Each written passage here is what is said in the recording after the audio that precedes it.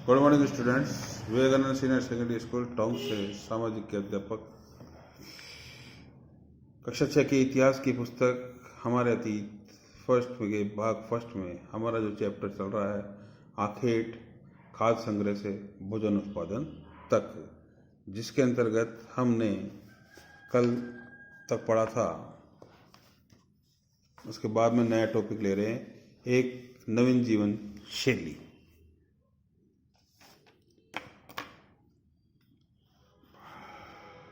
तुम किसी पौधे के बीज को बोकर देखो, तुम पाओगे कि इसे विकसित होने में कुछ वक्त लगता है, कुछ दिन, महीने या फिर साल तक लग सकता है।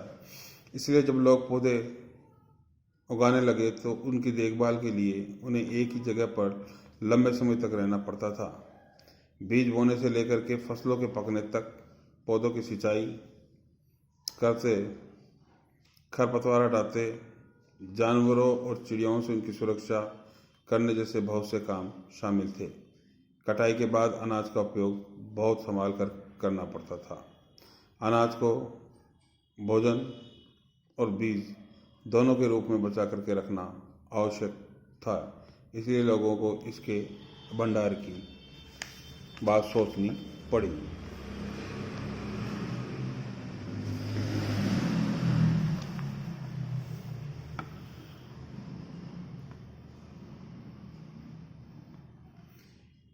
इलाकों में लोगों ने मिट्टी से बड़े बड़े बर्तन बनाए, टोकरियां चुनी, बुनी या फिर जमीन में गड्ढा खोदा तथा उन्हें। क्या तुम्हें लगता है कि शिकारी या भोजन संग्रह करने वाले बर्तन बनाते और उनका उपयोग करते होंगे? अपने जवाब का कारण बताओ। जानवर, चलते फिरते खाद्य भंडार। जानवर बच्चे देते हैं जिससे उनकी संख्या बढ़ती है। अगर जानवरों की देखभाल की जाए तो उनको संख्या तो बढ़ती ही है, साथ ही उन्हें दूध भी प्राप्त हो सकता है, जो भोजन का एक अच्छा स्रोत है। यही नहीं, जानवरों से हमें मांस भी मिलता है। दूसरे शब्दों में पशुपालन भोजन का भंडारण का एक तरीका है। आओ आरंभिक कृषकों और पशुपालकों के बारे में पता करें। मानचित्र पृष्ठ संख्या 13 देखो। क्या तुम्हें कई नीले रंग वर्ग दिखाई दे रहे हैं? पता है, इनमें प्रत्येक बिंदु उस जगह को दर्शाता है जहाँ पूर्वविदों, शुरुआती कृषकों और पशुपालकों के होने के साक्ष्य मिले हैं। ये उपमहाद्वीप में पाए गए। इनमें सबसे महत्वपूर्ण पश्चिमोत्तर क्षेत्र में, आधुनिक कश्मीर में और पूर्वी तथा दक्षिणी भारत में पाए गए हैं। वास्तव में ये निर्दिष्ट स्थान कृषकों और पशुपालकों की बस्तियों भी थी। इसे जांचने के लिए वैज्ञानिक खुदाई के लिए पौधों और पशुओं की हड्डियों के नमूनों का अध्ययन करते हैं। इनमें से उन्हें सबसे रोचक जले हुए अनाज के दानों में के अवशेष। ऐसा लगता है कि गलती से या फिर जानबूझकर जलाए गए हैं। वैज्ञानिक इन अनाज के दानों की पहचान कर सकते हैं। इस तरह में पता चलता है कि उस उपमहाद्वीप के विभिन्न भागों में बहुत सारी फसलें उगाई जाती रही होगी। वैज्ञानिक विभिन्न जानवरों की हड्डियों की भी पहचान कर सकते हैं।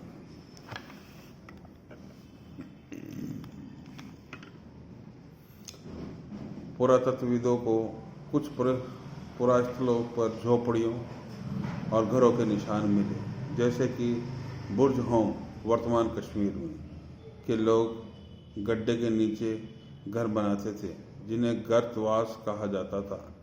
इसमें उतरने के लिए सीढ़ियाँ होती थी। इसमें उन्हें ठंड के मौसम में सुरक्षा मिलती होगी। पुरातत्वविदों को झोपड़ियों के अंदर और बाहर दोनों ही स्थानों पर आग लगाने की जगह मिली। ऐसा लगता है कि लोग मौसम के अनुसार घर के अंदर या बाहर खाना पकाते होंगे। एक गर्भवास का चित्र बनाओ। बहुत सारी जगहों से पत्थर के औजार भी मिले हैं।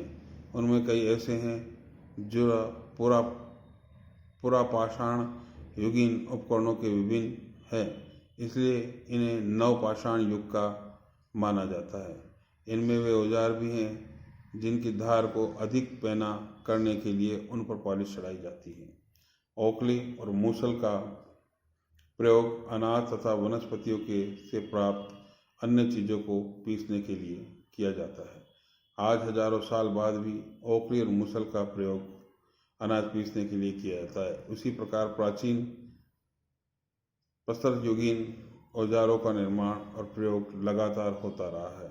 कुछ औजार हड्डियों से बनाए जाते हैं।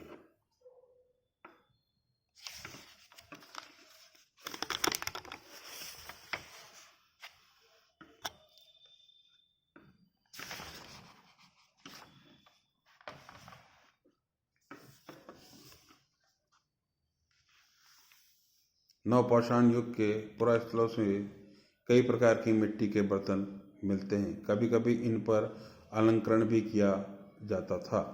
बर्तनों का उपयोग भोजन को बनाए बर्तनों का उपयोग चीज़ों को रखने के लिए किया गया था। धीरे धीरे लोग बर्तनों का प्रयोग खाना बनाने के लिए भी करने लगे। चावल, गेहूँ, दलहन जैसे अनाज अब आहार का महत्वपूर्ण हिस्सा बन गए थे। इसके साथ साथ अब लोग कपड़े भी बुनने लगे। इसके साथ कपास जैसे आवश्यक पौधे लगाए जा सकते थे। क्या ये परिवर्तन हर जगह एक साथ ही आ गए होंगे? ऐसी बातें नहीं है। एक तरफ जहाँ कई जगहों पर स्त्री पुरुष शिकार और भोजन संग्रह करने का काम करते हैं, वहीं अन्य लोगों ने हजारों सालों के दरमियान धीरे धीरे खेती और पशुपालन को अपना लिया। बहुत जगह लोग मौसम के मुताबिक बदल बदल कर अपनी जीविका चलाते थे। सूक्ष्म निरीक्षण। मेहनगढ़ में जीवन मृत्यु। मेहनगढ़ यह ईरान जाने वाले सबसे महत्वपूर्ण रास्ते बोलन दर्रे के पास एक हरा भरा समतल स्थान है। मेहरगढ़ संभवतः वह स्थान है जहाँ के स्त्री पुरुषों ने इस इलाके में सबसे पहले जौ गेहूँ उगाना और भेड़ बकरी पालना सीखा। यहाँ विभिन्न प्रकार के जानवरों की हड्डियाँ मिली। इनमें हिरण तथा सूअर जैसे जंगली जानवरों तथा भेड़ और बकरियों की हड्डियाँ हैं। मेहरगढ़ में इसके अलावा चौकोर तथा आयताकार घरों के अवशेष भी मिले हैं। प्रत्येक घर में 4 या उससे ज़्यादा कमरे हैं, जिनमें से कुछ संभवतः भंडारण के काम आते होंगे। मृत्यु के बाद सामान्यतः मृतक के सगे संबंधी उसके प्रति सम्मान जताते हैं। लोगों की आस्था है कि मृत्यु के बाद भी जीवित होता है, इसलिए कब्रों में मृतकों के साथ कुछ सामान भी रखे जाते हैं। मेहरगढ़ में ऐसी कई कब्रें मिली है। एक कब्र में एक मृतक के साथ एक बकरी को भी दफनाया गया था। संभवतः इसे परलोक में मृतक के खाने के लिए रखा गया। फ्रांस में गुफा की चित्रकारी।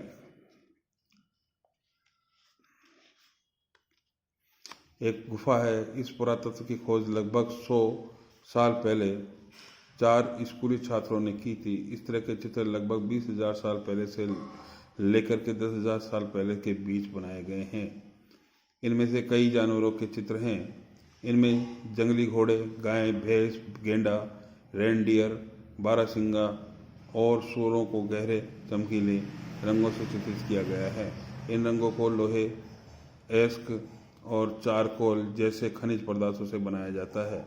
यह संभव है कि इन चित्रों को उत्सवों के अवसर पर बनाया जाता था या फिर उन्हें शिकारी द्वारा शिकार पर निकलने से पहले किया जाता था।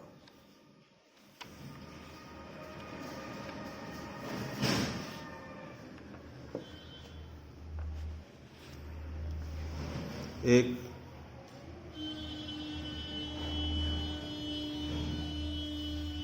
नव पाषाणिक पुरास्थल।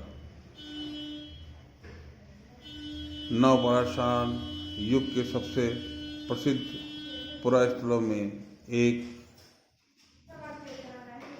तताल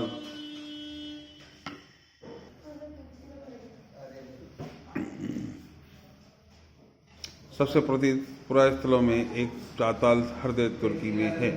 यहाँ दूर दराज स्थानों से कई चीज़ें लाई जाती थी और उनका उपयोग किया जाता था, जैसे सीरिया से लाया गया चकमक पत्थर, लाल सागर की कौड़ियाँ तथा भूमध्य सागर की सीपियाँ। ध्यान रहे, इस समय तक पहिए वाले वाहन का विकास नहीं हुआ था। लोग लोगों जानवरों की पीठ पर लाद कर लाते थे। इस प्रकार से ये हमारा चैप्टर समाप्त हुआ। आपको बच्चों इसके सभी प्रश्न करने हैं। प्रश्न नंबर 1 से लेकर के और 6 तक के आंसर आपको अपने अभ्यास पुस्तिका में करने हैं। और यह आपका चैप्टर समाप्त हुआ। कल हम नया चैप्टर पढ़ेंगे। तब तक के लिए बाय, गुड बाय बच्चों। मैं आपको बता दूं कि आपको होमवर्क करना अनिवार्य है और होमवर्क चेक कराते रहें। और आगामी सोमवार यानी 11 तारीख से आपको 12:30 बजे से 3 बजे तक विद्यालय में आना है। 3 घंटे आपकी परामर्श कक्षाएं प्रारंभ होगी। तब तक के लिए बाय, गुड बाय बच्चों।